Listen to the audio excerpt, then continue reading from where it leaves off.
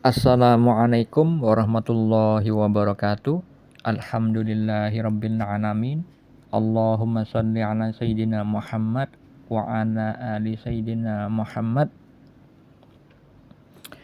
Malam ini saya mengkaji kitab Al-Hikam milik Waliullah Syekh Ibnu Athaillah As-Sakandari, yang mana di dalam pernyataan beliau menyebutkan, jika kamu melihat seseorang yang menjawab setiap pertanyaan yang diungkapkan kepadanya, menjawab segala sesuatu yang dilihatnya, dan menyebutkan semua yang diketahuinya, maka itu adalah bukti kebodohannya.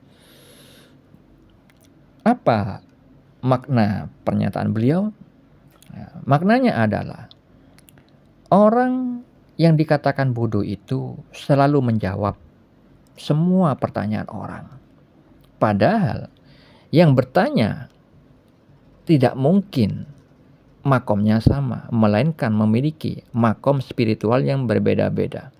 Jadi orang yang kebalikan dari itu, orang yang cerdas, orang yang bermakrifat, dia menjawab tidak dengan hawa nafsunya, melainkan harus bersama Allah di dalam menjawabnya.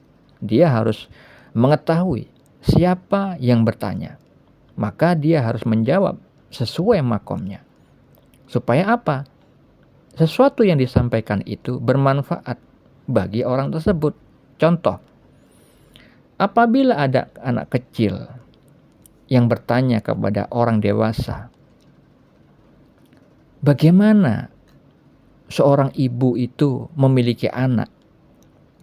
Apakah orang dewasa itu menjelaskan secara jelas, terperinci, bagaimana hadirnya seorang anak itu di dalam kandungan, dengan menceritakan prosesnya, hubungan intimnya antara laki-laki dan perempuan, peristiwa di ranjang itu secara detail kepada anak yang masih kecil, yang belum pada waktunya mengetahui pengetahuan tentang itu. Maka ketika ada orang dewasa yang menjelaskan secara detail proses bagaimana terjadinya keberadaan seorang anak di dalam janin seorang ibu, itu adalah tanda kebodohan orang yang dikatakan dewasa itu secara usianya. Orang seperti itu memiliki akal yang tidak sehat. Itulah tanda kebodohan yang dikatakan Syekh Ibnu Athaillah As-Sakandari. Meskipun beliau bicara tentang itu dalam ranah ilmu tentang ma'rifatullah, ilmu mengenal Allah, tentang ilmu syariat. Saya bawa contoh atau analogi seperti itu supaya memudah pahamkan tentang bagaimana pernyataan beliau itu. Karena apa? Allah Ta'ala berfirman bahwa tanda-tanda kebesaran Allah itu ada di langit dan di bumi. Dan Allah juga menyebutkan bahwa ilmunya Allah itu meliputi segala sesuatu. Untuk itu saya beri gambaran yang mudah kepada Anda. Karena apa? Banyak yang mengatakan bahwa kitab Al-Hikam itu adalah halusinasi. Iya, bagi orang yang tidak sampai. Maka mereka mengatakan aneh. Karena apa?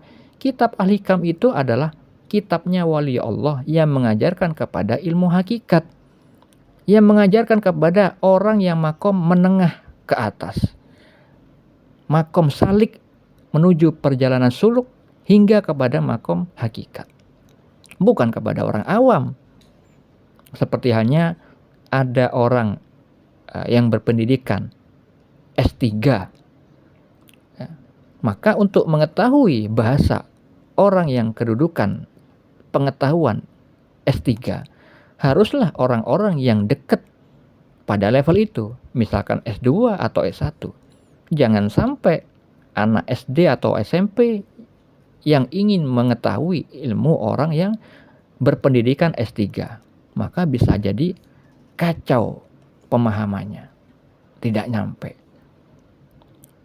Jadi kalau misalkan kita ingin mempelajari ilmu di dalam Al-Hikam, yang mana itu syarat dengan bahasa-bahasa hakikat ilmu-ilmu rahasia, maka kita harus mengetahui dasar-dasar ilmu syariat dahulu.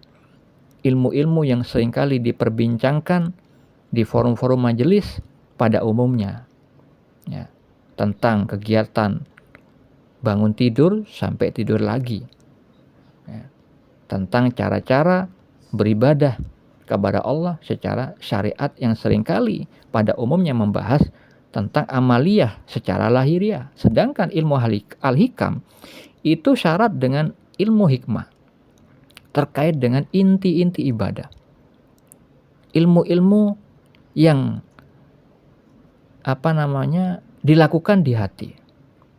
Dan hati tidak akan sampai kepada pengetahuan yang beliau katakan kalau qalbu itu rusak. Karena apa? Hal itu terkait dengan sabda Nabi Muhammad SAW di dalam hadis yang sahih, bahwa ketika qalbu itu rusak, maka niscaya seluruh anggota badannya rusak. Maknanya, ketika seorang manusia itu seringkali berbuat dosa, dan dosa itu berupa titik-titik hitam yang menutupi hati, dan akhirnya semakin menebal menutupi hati, maka mata hatinya tertutup dan akan susah memahami ilmu-ilmu Allah, apalagi ilmu hakikat. Ya. Memahami dalil secara tekstual seringkali salah. Nah, makanya untuk mengetahui ilmu-ilmu hakikat di dalam kitab Al-Hikam, selain kita harus mempelajari ilmu syariat, ilmu-ilmu dasar dahulu, harus dibarengi dengan qalbu yang bersih.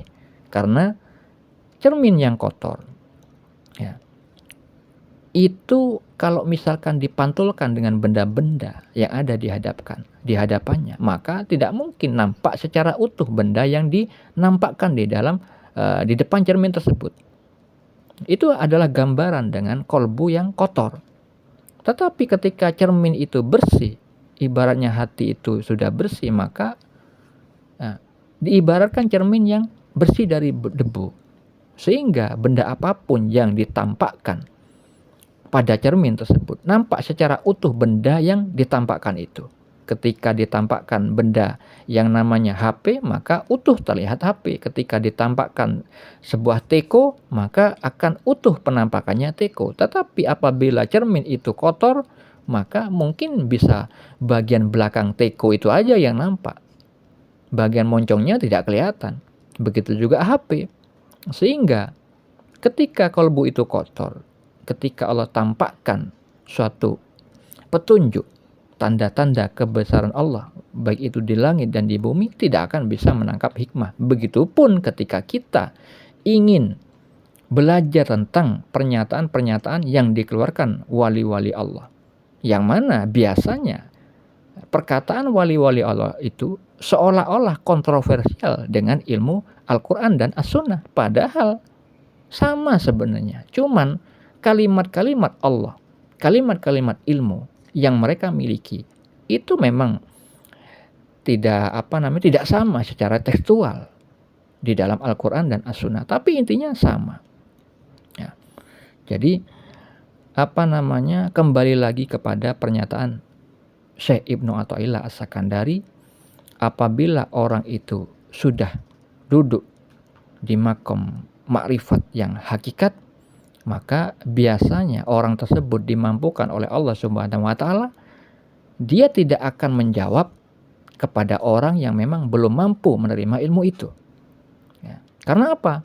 Ilmu yang sangat penting, ilmu yang rahasia, jika diberikan kepada orang awam, maka ibarat orang itu memberikan mutiara kepada anak balita. Pasti dibuat main-main dan dibuang. Hal itu akan menjadi mubazir. Ilmu Allah harusnya dimuliakan, diagungkan, disyukuri, dan diamalkan. Tetapi jatuhnya kepada orang yang buta mata hati, orang yang awam, akan diremehkan. Makanya pernyataan para wali Allah itu sering dianggap halu, dianggap orang gila. Ya, jadi kita harus benar di dalam menjawab pertanyaan, harus menyesuaikan makomnya. Karena apa? Allah Ta'ala berfirman di dalam surat Al-An'am ayat 132, bahwa manusia itu ada tingkatannya sesuai dengan apa yang mereka kerjakan. Semoga bermanfaat. Assalamualaikum warahmatullahi wabarakatuh.